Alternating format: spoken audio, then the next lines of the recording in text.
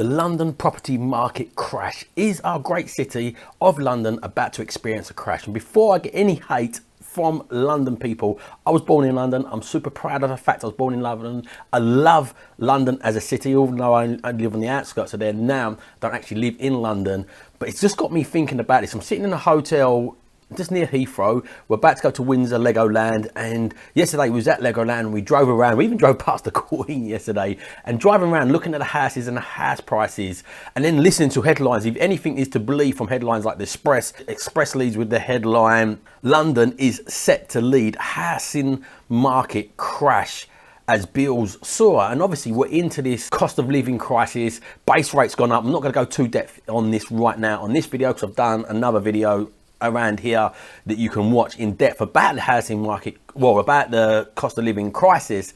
But is London going to lead the way for the crash? London usually is the indicator of the UK, and ultimately over this last 2 years, when we have been getting record prices, look, if you look at these Zoopla average home prices by region, you can just see London has like tailed behind. So is this an indicator that, like, usually people say, look, what happens in London ripples out to the rest of the UK, and is this going to happen again? Is London the first indicator, then the rest of the UK going to slow, then eventually crash? Who knows? Nobody can time markets. Nobody time in the market always beats time in the market. You must have heard me say this before if you watched my videos. If you haven't watched my videos, go back, watch a few more, and you'll hear me say that. But before we get too in depth on this, look at some of the different like reasons why it could, reasons why it couldn't. Make sure you smash that like button, make sure you hit the subscribe button. It really does help the algorithms out. But before we get into depth on this, I just want to share, as I said, these are just weighing up the options. What I'm going to do at the end is give you some more options of what to do as a property investor in any market. No matter if the markets are going up, if they're crashing, when it crashes, more opportunity is there. More millionaires get made in a market crash than in any other time. So I'm going to tell you what my predictions are at the end, so make sure you stay around to the end. I'm going to tell you what I'm doing right now to protect myself from whether it goes down or if it goes up, great. So make sure you stay to the end for that.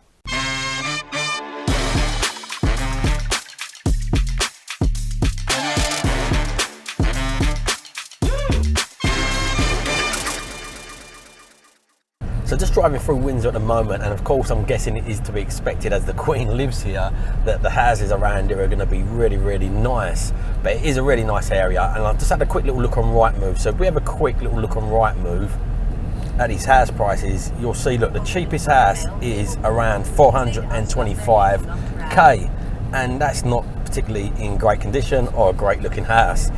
So, but they rapidly jump up. There's very few below the 500k mark. As you can see here, even on page one, you start drifting up and above the 500k mark, even for pretty ordinary looking houses. So, firstly, Windsor isn't London, but it's right on the outskirts. We're right on top of Heathrow. Heathrow is the London airport, and London's literally minutes that way.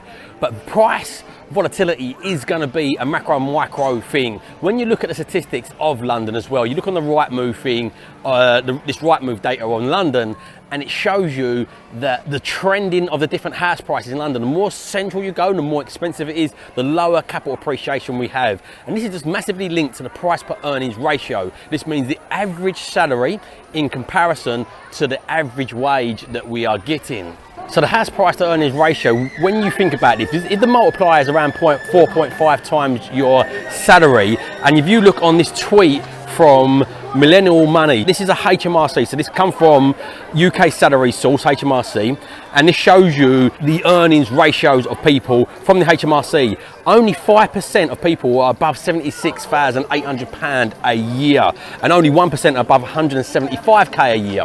So when you look at this as a price per earnings ratio, and you think about the average salaries, a lot of people buying properties in London based off of equity growth and the equity they've got in their property, not based on their salaries, as that shows you.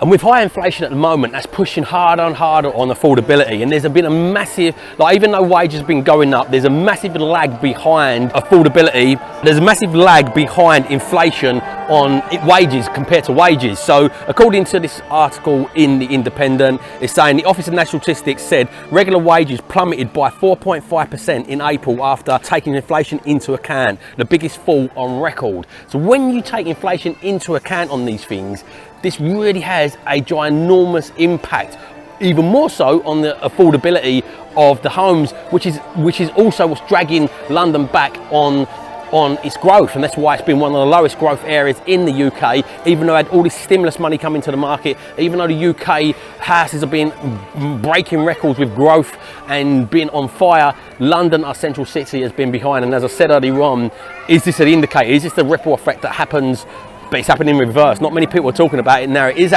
potentially happening in reverse, but it could be a fact. So the cost of living crisis is definitely having an impact across the board. Like when we think about our energy costs, our fuel costs, our food costs, all this is going up. But obviously with the base rate going up means mortgage costs are going up. And according to this article by the mortgage reporters, they're saying, look, there is no question that mortgage rates have risen in 2022. 30-year rates tipped above 5%. 30-year rate averages are tipped above 5%. So on this website, it shows you the 30-year mortgage average on this little chart here. So the average in 2021 was 2.96%. So this average is derived by the average type mortgage. Some mortgages was as little as 1%, but that was usually with a bigger loan to value. But when you take into account for some people got a 10% deposit, some people even had 5%, some people had larger deposits, this was an average. So let's have a look how this affects in real time. So this is now creeping towards 5%. Let's open up this mortgage calculator and have a little look how this affects in real sort of time. So let's look at the houses around Windsor and in London, £500,000, and around here it's £500,000. So let's say you've got a 10% deposit, that means you've got 450k mortgage. If we go back to that, have like 4 to 5 times multiply and have a look how many people can get 450k mortgages, it's very few and far between. But let's go off of this, and this is again feeding into why London has been doing a little bit poorly, because not many people have got 450k with a 10% deposit.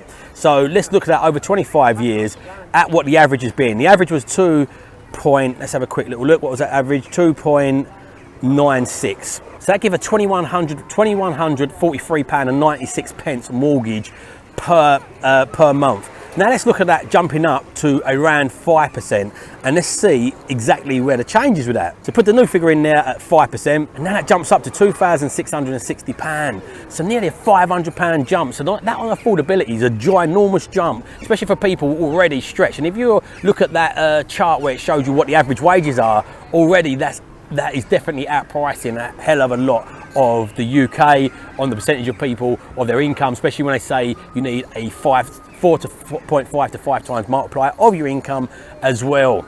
So what's my verdict on this? With the talks of the everything bubble, the talks of this world going into recession, talks of a world global reset, do I feel the housing market's going to have a crash and a total reset? Do I think London's going to crash?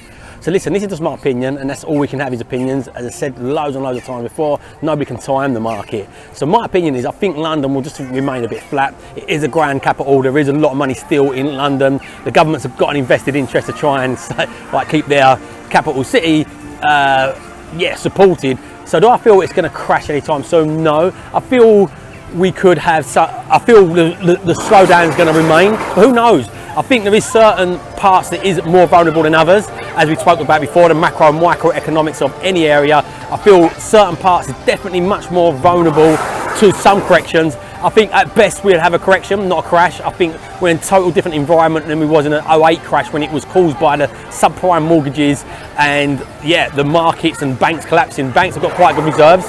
They're still got a good appetite to lend, as I'm experiencing at the moment.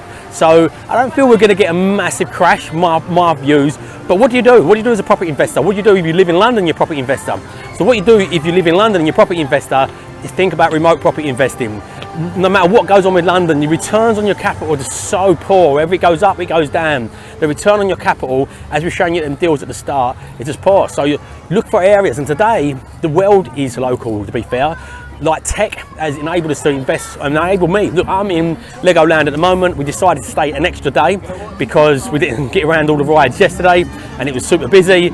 And the way I've set up my lifestyle is that I can work from anywhere, to set up from my phone. So whether I'm investing in the north, whether I'm traveling to Windsor for a couple of days break, whether I'm traveling to Holland to visit the wife family, I can run my business from absolutely anywhere. So what I encourage people in London to do is look in other areas where the returns are much higher. Like any strategy, there is a right way and wrong way to do this. If you want to learn the right way to do this, join me on my next workshop.